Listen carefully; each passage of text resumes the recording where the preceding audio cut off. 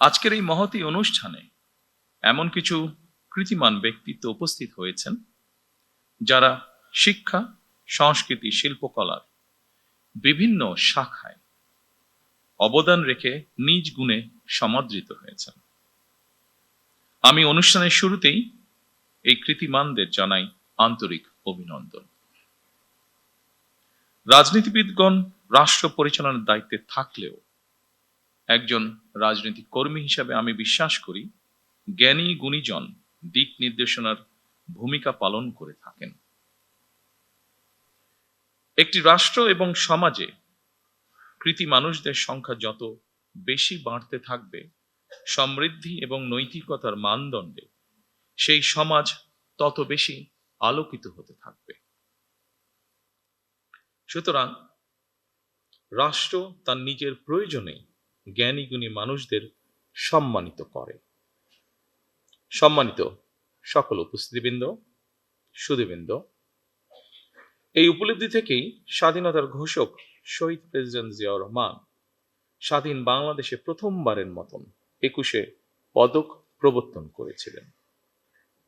এটি শুধু একটি পদকই নয়, বরং এই পদকের মধ্য দিয়ে 52 ভাষা আন্দোলন থেকে আজ পর্যন্ত বাংলাদেশের ঐতিহাসিক ঘটনাবলীকে স্মরণে আনার পাশাপাশি যেসব বিজ্ঞজন শিক্ষা, সাহিত্য, শিল্পকলা, গবেষণা ও চর্চায় নিজেদেরকে এবং রাষ্ট্র ও সমাজকে সমৃদ্ধ করেছেন, তাদের সঙ্গে আপামর জনসাধারণের পরিচয় ঘটে।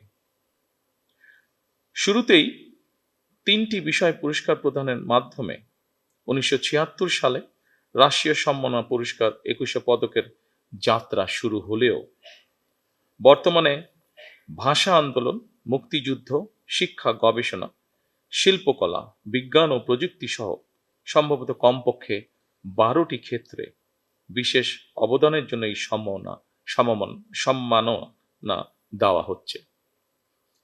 এটি নিঃসন্দেহে একটি ইতিবাচক অর্জন। জ্ঞান, বিজ্ঞান কিংবা সাহিত্য চর্চার ধারা আরো শানিত এবং বিকশিত হোক, এই প্রত্যাশা করছি আমরা সকলে। শিক্ষা, গবেষণা এবং শিল্প সাহিত্যের চর্চাকে আরো বেগবান করতে রাষ্ট্র এবং সরকার তার দায়িত্ব অবশ্যই পালন করবে। আমি বিশ্বাস করি শিক্ষা, গবেষণা এবং শিল্প সাহিত্য চর্চাকে রাজনীতিকরণ করা কখনোই সভ্য সমাজের পরিচায়ক নয়। শিক্ষা, সাহিত্য, শিল্পকলা, বিজ্ঞান ও প্রযুক্তি অর্থাৎ জ্ঞান বিজ্ঞানে সব শাখায় যাতে দেশ এগিয়ে যেতে পারে, নৈতিক মানসম্পন্ন তেমন একটি উদার গণতান্ত্রিক রাষ্ট্র ব্যবস্থা প্রতিষ্ঠার লক্ষ্যে বর্তমান গণতান্ত্রিক সরকার অবশ্যই কাজ করবে। আমাদের এই যাত্রায় দেশের বিজ্ঞজনদের দিক নির্দেশনা অবশ্যই প্রত্যাশিত।